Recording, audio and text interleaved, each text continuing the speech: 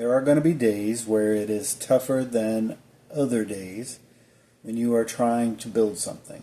So let me tell you a little bit of background. I was working my way up the corporate ladder about a decade ago and got laid off and moved from Florida back to Arkansas and decided that I was going to build my own publishing business. So I focused on writing books about zombies and aliens and spies and vampires and witches and wizards and what have you. And I became a blue-collar pulp fiction author. And I made money doing that while I was looking for another job. And I did that. I got another job, but that's a story in and of itself. Because maybe I don't know what happened. I mean, I accept full responsibility for things in my control, but going to work for a couple of companies that shut down while I was working for them was not in my control. Literally, one of the companies I went to work for flew me to Indiana with the company president, the site location president, for a meeting. While we were in the meeting, the board of directors decided to shut the company down. And they said, literally, somebody walked into the room and said, "We think your tickets to get home are good. You better go to the airport and try." And so we went to the airport and tried to...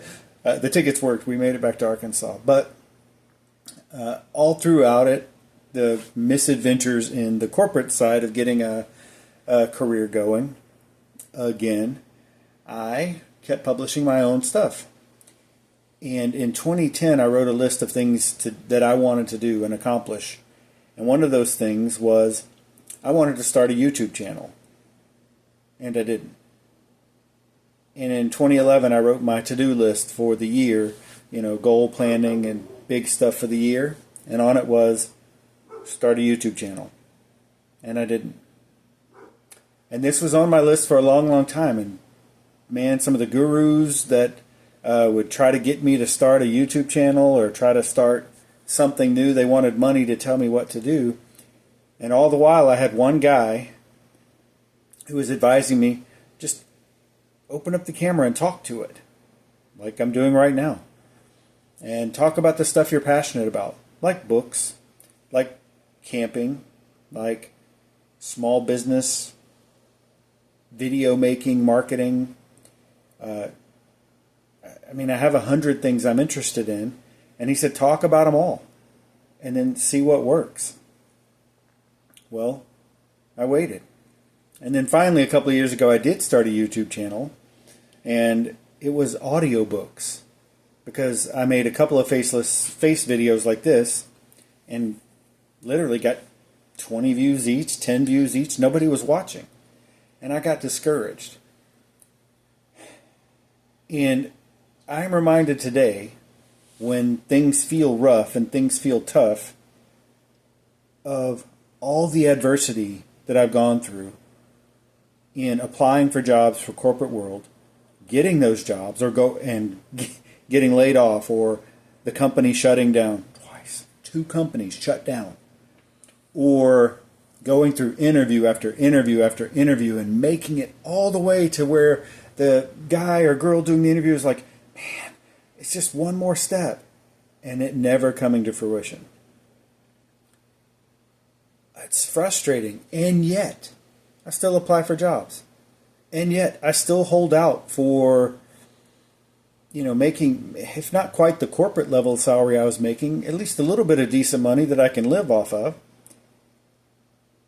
And then behind me, I've got the books that I'm writing that still published. Some sell, some don't. They say that the best way to sell an old book is to write a new book. Well, that's what I've been doing. And some days are better than most. However, at the 2019, I was told by a guy to start making videos just like this. And I didn't do it. And I wonder what would have happened if I had. If I had literally just followed somebody else's advice and picked up the camera and started talking to it and then kept doing it every day for 4 years, 5 years, where would I be? I see success stories on here. My favorite one right now is DoughDash. And it is a woman who has struggled hard and worked hard and just prayed, believed in God, and followed her heart. And it's finally coming to fruition for her starting 2 months ago.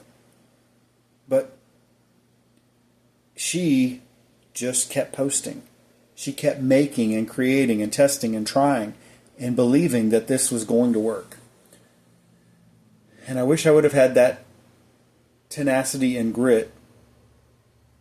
I guess that's what you'd call it. 4 years ago, I had grit for other things. I had grit to keep publishing books in series that didn't sell as well as they needed to. I kept making videos and audiobooks that, well, for example, I had one audiobook that 13,000 people listened to. That was awesome. So I did the next in the series. 7,000 people listened. Then I did the third, 3,000 people. Okay, well, that's still pretty good. And then I did another science fiction book. 148 people listened. What? Sometimes it feels like a lottery. Sometimes it feels like a crapshoot. But I think maybe the most important thing is to be consistent. And so if I can give you one message to take away today, it's get started and don't stop. Get started and don't stop. Let me say it again one more time. Get started today and don't stop.